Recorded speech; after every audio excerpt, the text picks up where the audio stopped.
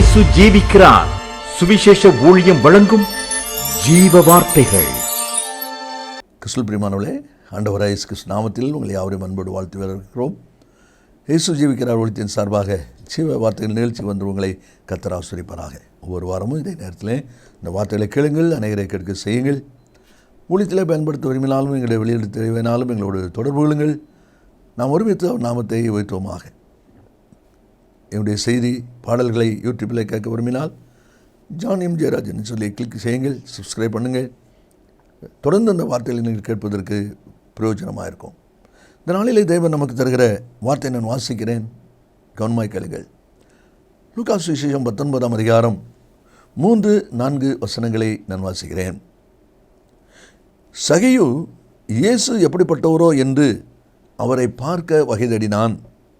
அவன் குள்ளனானபடியால் ஜனக்கூட்டத்தில் அவரை காணக்கூடாமல் அவர் போகும் வழியில் முன்னாக ஓடி அவரை பார்க்கும்படி ஒரு காட்டுத்தீ மரத்தில் ஏறினான். இந்த வார்த்தையில் கேட்கிற அன்பு நேச பிள்ளைகளே, சகேயுடைய சரித்திரத்தை குறித்து நாம் நன்றாக அறிந்திருக்கிறோம். அநேக செய்தி கேட்டிருக்கிறோம், அநேக பிரசங்கங்கள் நம்ம பண்ணியிருக்கிறோம். அதனால் இன்றைக்கி கர்த்தர் எனக்கு அதில் ஒரு காரியத்தை கற்றுக் கொடுத்ததுனால உங்களோடு கூட அதை நான் பகிர்ந்து கொள்ள விரும்புகிறேன். என்ன சொல்லப்பட்டிருக்கிறது? இயேசு எப்படிப்பட்டவரோ என்று அவரை பார்க்க வகை தேடினான். இந்த சகேயு ஏன் இயேசுவை பார்க்க வகை தேடணும்? அப்படி என்ன அவசரம்? அவன் வரி வசூலிக்கிற ஆயக்காரங்க தலைவன், அதனால் பணம் மற்ற காரியங்களில் நல்ல செல்வாக்கு எல்லாம் இருக்கு அவனுக்கு. ஆனால் இப்போ இயேசு பார்க்கணும், எப்படிப்பட்டவரை பார்க்கணுன்னு சொல்லி வகை தேடினான்னு சொல்லியிருக்கு. வாய்ப்பு கிடைச்சா பார்க்கலாம், இல்லைன்னா இருக்கட்டும் அப்படிங்கிறது வேறு. ஒவ்வொரு மாதத்திலும் கடைசி ஞாயிற்றுக்கிழமை நாங்கள் சுவிசேஷ ஊழியத்துக்கு போயிட்டுருக்குறோம். ஒரு முறை நாங்கள் சுவிசேஷ ஊழியத்துக்கு போயிட்டு ஒரு ஹைவேயில் நாங்கள் வந்து கொண்டு இருக்கும்போது திடீர்னு சொல்லி போலீஸ் சைரன் போட்ட வண்டிலாம் போய்கிட்டுருக்கு. என்னது வண்டி போகுதுன்னு சொல்லி நாங்கள் மொத்தமாக ஒரு 12-15 பேர் இருக்குன்னு நினைக்கிறேன். அதில் ஓரமாக நிற்கிறோம், பைக்கில் வந்து அப்படியே நிற்கிறோம். திடீர்னு சொல்லி ஒரு வண்டி வந்தோடனே எங்ககிட்ட வந்த உடனே ஒரு கார் அப்படி ஸ்லோ ஆகுது. போலீஸ் வண்டி போய்கிட்டு இருக்கு, இந்த கார் ஸ்லோ ஆகுது. என்னன்னு சொல்லி பார்த்தா மறைந்த முன்னாள் முதலமைச்சர் எம்ஜிஆர் அவர் காருக்குள்ளே இருக்கிறார். நாங்கள் கொஞ்சம் பேர் நிற்கிற பார்த்தோன்னே காரை ஸ்லோ பண்ணி கண்ணாடி இறக்கி எல்லாருக்கும் அப்படியே ஒரு கும்பிட்டு போட்டு போகிறார். நாங்கள் பார்க்கணுன்னு போல, ஆனால் ஒரு வாய்ப்பு சரி பார்த்தோம். நம்ம அன்றைக்கி தான் நேரில் பார்த்துருக்கு. சகேயு பார்க்க முடிஞ்சால் பார்ப்போம், இல்லைன்னா இருக்கட்டும் அப்படி இல்லை, பார்க்க வகை தேடினான்னு போட்டிருக்கு. கூட்டத்தில் போய் பார்க்கலாம் முடியல, குள்ளனா இருக்கான், துள்ளி பார்த்து நடக்கலை, சரி அவ்வளோதான் அப்படின்னு போகல வருங்க. திரும்ப அதுக்கு ஒரு பிரயாசப்படுகிறான். ஆண்டவர் வருகிற ரோட்டில் அந்த பாதையிலே போய் ஒரு மரத்துக்கு மேலே ஏறி நிற்கிறான். அவன் ஆயக்காருக்கு தலைவன் குள்ளே. அவன் மரத்தில் ஏறினா எவ்வளவு மக்கள் விசில் அடிச்சிருப்பாங்க, பரியாசம் பண்ணியிருப்பாங்க, இதெல்லாம் இவனுக்கு தேவையா அப்படின்னு இருப்பாங்க. அப்போ இவ்வளவு பிரயாசத்தோடு இவ்வளவு அக்கறையோடு இயேசு எப்படிப்பட்டவர்னு பார்க்க வகை தேடுறானே, என்ன விஷயம்? லூக்கா சுவிசேஷத்தில் 23ஆவது அதிகாரம் 8-9 வசனத்தை நீங்கள் வாசிப்பீங்கன்னா அதில் சொல்லப்பட்டிருக்கு, ஏரோது ராஜாவுக்கும் இயேசுவை பார்க்கணுன்னு ஆசையாம். அது கவனிங்க, ஏரோது இயேசுவை குறித்து அநேக காரியங்களை கேள்விப்பட்டிருந்ததினாலும் அவரால் செய்யப்படும் அடையாளத்தை பார்க்க வேண்டும் என்று விரும்பினபடினாலும் அவரை காணும்படி வெகு நாளாய் ஆசை கொண்டிருந்தான்.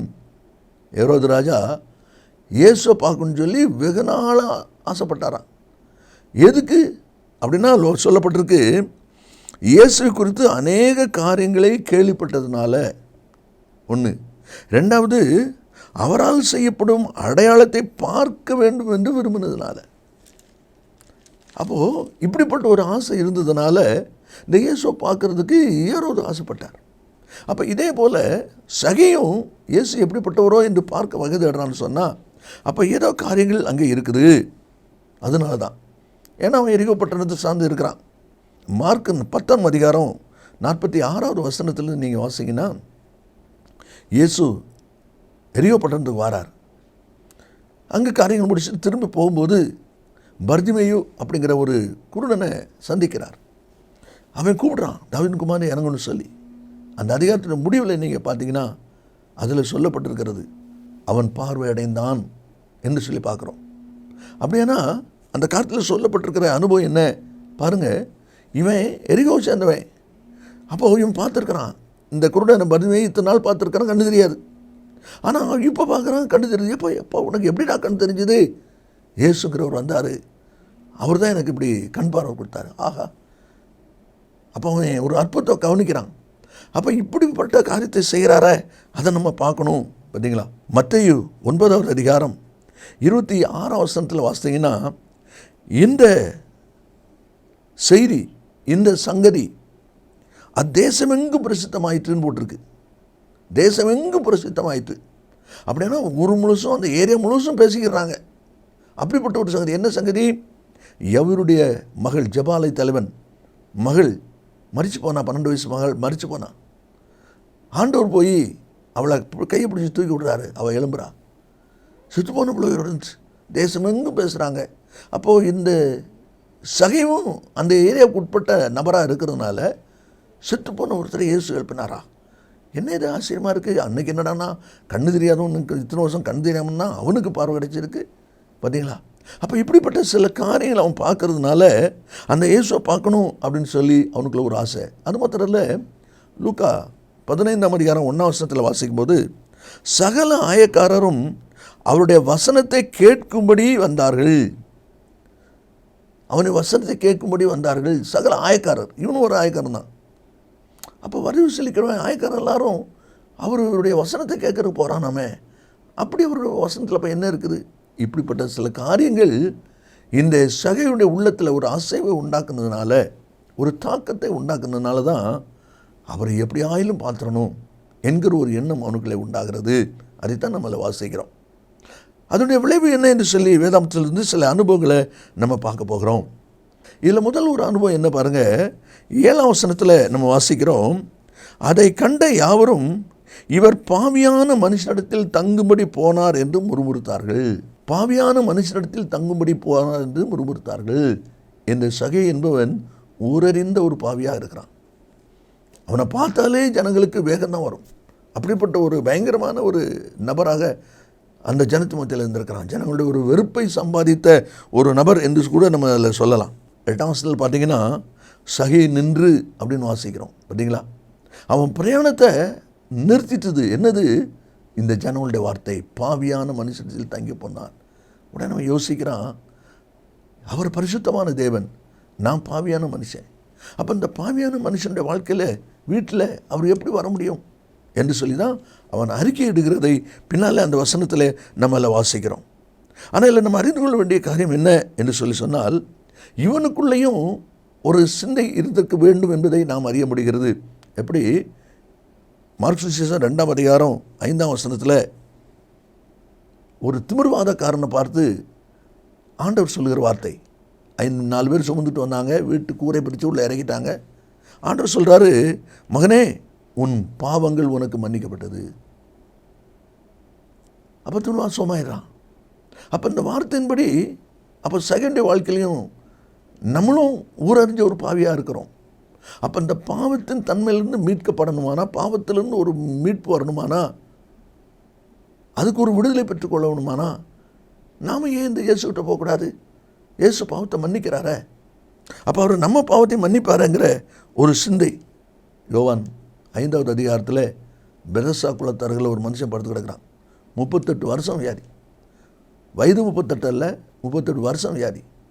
அப்போ இந்த 38 வருஷமாக இருக்கிற இந்த வியாதியசனையும் உன் படுக்கை எடுத்துக்கொண்டு நட, உன் பாவங்கள் மன்னிக்கப்பட்டது என்று சொல்லி தான் ஆண்டவர் சொல்வதை பார்க்குறோம். அப்போ இனி பாவம் செய்யாதபடி, உனக்கு அதிக கேடு வரபடி இனி பாவம் செய்யாத என்பதாக திரும்ப அவனை பார்க்கும்போது சொல்கிறார் ஆண்டவர். அப்போ இந்த மாதிரி காரியங்களெல்லாம் 38 வருஷம் வியாதியாக இருந்ததுனால, அப்போ இப்படிப்பட்ட மனுஷனையும் இந்த சகையை சந்தித்திருக்க வாய்ப்பு இருக்குது. அப்போ அவனுக்கு ஒரு பாவ மன்னிப்பு வருது, அப்போ நமக்கு ஒரு பாவ மன்னிப்பு வரணுமே என்கிற ஒரு சிந்தையோடு அவன் நெருங்கி வந்திருக்கலாம். லூக்கா 18ஆம் அதிகாரம் 13ஆம் வசனத்தில் 10ஆம் வசனத்தில் ஆண்டவர் ஒரு ஓமை சொல்கிறார். 2 பேர் ஜெபம் பண்ண ஆலயத்து போனாங்க. அதில் ஒருத்தன் பரிசேயன், ஒருத்தன் ஆயக்காரன். ஆயக்காரன் வெளியே நின்று ஜெபம் பண்ணுறான் பாருங்கள், தேவனே பாவியாகிய என்மேல் கிருபையாயிரும். அப்போ ஆயக்காரனுடைய வாழ்க்கையின் அனுபவமே ஒரு பாவம் நிறைந்த வாழ்க்கையாகவே இருக்கிறது. அப்போ இந்த சகையோ இயேசு எப்படிப்பட்டவரோ என்று சொல்லி பார்க்க வகை தேடினான்னு சொல்லும் பொழுது அதில் முதல் அனுபவம், நாம் ஒரு பாவியாக இருக்கிறோம் எல்லாரும் நம்மளை பாவின்னே கூப்பிடுறாங்க. அப்போ இப்படிப்பட்ட பாவத்திலிருந்து ஒரு மீட்பு பெறணும். இன்னன்னாருடைய பாவத்தெல்லாம் இயேசு மன்னிச்சிருக்கிறார். அப்போ ஏன் பாவத்தையும் ஏன் மன்னிக்கூடாது என்று ஒரு சிந்தை அவரை பார்ப்பதற்கு, அவரை நெருங்குவதற்கு வழி காண்பித்திருக்கிறது என்பதை முதலாவது நாம் அறிகிறோம். இரண்டாவது 8ஆம் வசனத்தை நீங்கள் வாசிக்கும் போது அதில் சொல்லப்பட்டிருக்கிறது, சகை நின்று கர்த்தரை நோக்கி, ஆண்டவரே, என் ஆஸ்திகளில் பாதியை ஏழைகளுக்கு கொடுக்குறேன்னு சொல்கிறான். இவன் ஆஸ்தியில் பாதியை ஏழை கொடுக்க வேண்டிய அவசியம் என்ன? அப்போ எந்த ஒரு காரியம் அவன் மனசில் இருக்குது. ஆண்டவர் இதெல்லாம் சொல்லுன்னு சொல்லலை, அவனே சொல்கிறான், ஆஸ்தியில் பாதியை நான் ஏழை கொடுத்துட்றேன் அப்படின்னு. ஏன் அப்படின்னா அவன் அறிந்து கேள்விப்பட்ட ஒரு செய்தி என்ன என்று பார்க்கும்போது, மார்க்கு சுவிசேஷம் 10வது அதிகாரம் 17ஆம் வசனத்திலிருந்து 21ஆம் வசனம் வரைக்கும் உள்ள வசனத்தை நீங்கள் வாசிப்பீங்கன்னா, அதில் ஒரு மனுஷன் ஓடி வந்து, புதகரே, நல்ல புதகரே, நித்திய ஜீவனை சுதந்திரிப்பதற்கு நான் என்ன செய்யணும் வந்து கேட்குறான். அப்போ ஆண்டவர் அவனுக்கு சில காரியங்களை சொல்லி கொண்டு வருகிறார். அப்படி சொல்லும்பொழுது, விபச்சாரம் செய்யாருப்பாய, கொலை செய்யாருப்பாயாக, இதெல்லாம் ஆண்டவர் சொல்கிறார். இப்படிலாம் இருக்குது, கேள்விப்பட்டிருக்கா இல்லையா?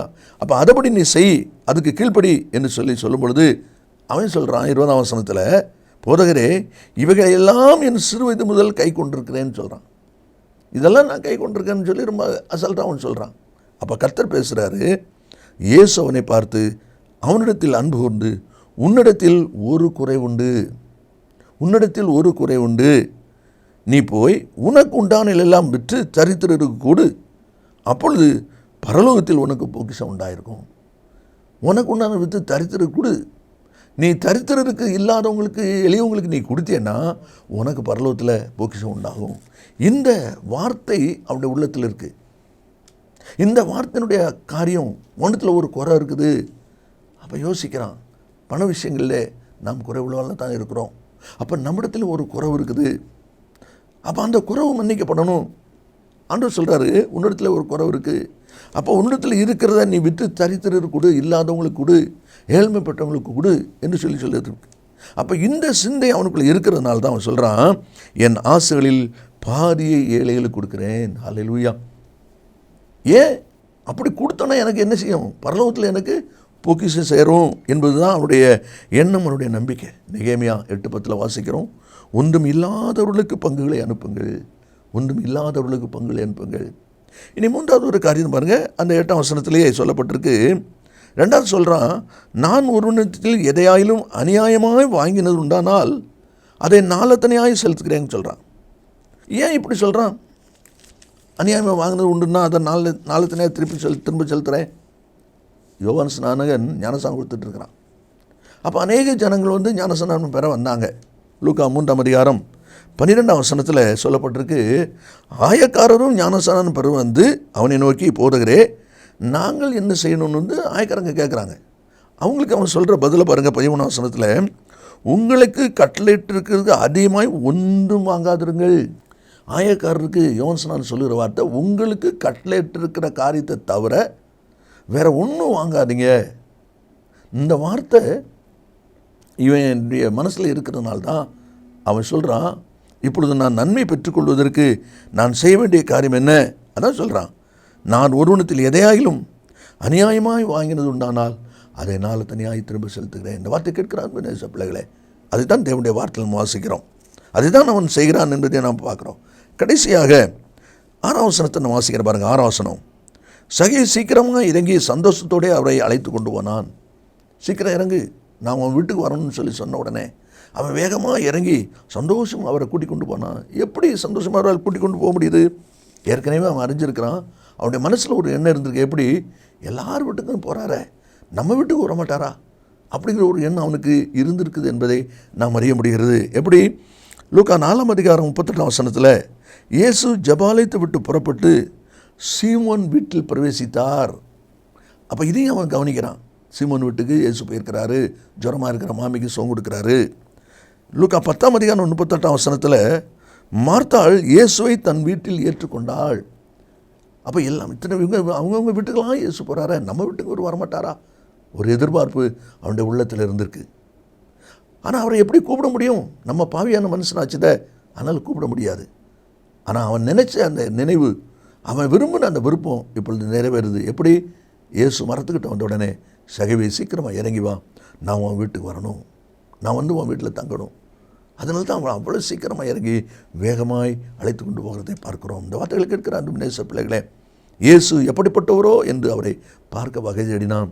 அப்போ இப்படிப்பட்ட ஒரு பாவ மன்னிப்பின் ஒரு காரியம், பரலோகத்தில் பொக்கிஷத்தை சேர்க்கணும் அப்படிங்கிற ஒரு சிந்தை, அதுபோல் அநியாயமாக வாங்கினதுக்கு பதில் நம்ம செலுத்தினா தான் முடியும் என்கிற ஒரு காரியம், இயேசு வீட்டுக்கு வரணுங்கிற சிந்தை இருந்ததுனால தான் அவரை பார்க்க பிரயாசப்பட்டு கூட்டத்தில் பார்க்க முடியலன்னு போய் அவன் குள்ளனாக இருந்தாலும் மரத்துக்கு மேலே ஏறி அவ்வளோ பிரயாசப்பட்டு நிற்கிறான்.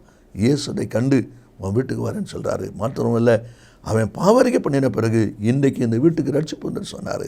இந்த வார்த்தையில் கேட்கிற அன்பு நேச பிள்ளைகளே, அந்த சகையில் இருந்த அதே ஆசீர்வாதத்தை உங்களுக்கு தருவதற்கு இயேசு போதுமானவராக இருக்கிறார். நாம் ஜெபிப்போமா? இயேசு சீக்கிரம் வரப்போகிறார். நல்ல பிதாவே, என்னோடு துதிக்கிறோம். உங்களுடைய வார்த்தை ஆமென்றும் ஆமென் என்பதற்காக ஸ்தோத்திரம். இந்த வார்த்தை கேட்கிற ஒவ்வொரு பிள்ளைகளும் இன்னும் தங்களை அர்ப்பணித்து உமக்கு பிரியமாய் செயல்பட்டு ராஜ்யத்தின் பங்கை பெற்றுக்கொள்ள கர்த்தர் உதவி செய்வீராக. இயேசுவின் நாமத்தில் பிதாவே, ஆமென் ஆமென். கர்த்தர் உங்களை ஆசீர்வதிப்பாராக. ஆமென். மேலும் விவரங்களுக்கும் உங்கள் ஜெப தேவைகளுக்கும் நீங்கள் எங்களோடு தொடர்பு கொள்ள வேண்டிய முகவரி: ஜீசஸ் லிவ்ஸ் காஸ்பல் மினிஸ்ட்ரீஸ், சகோதரர் John M Jeyaraj, 123A Dohnavur road, Mavadi, Nellai மாவட்டம், தென்னிந்தியா 627107. செல்போன் 9443113292.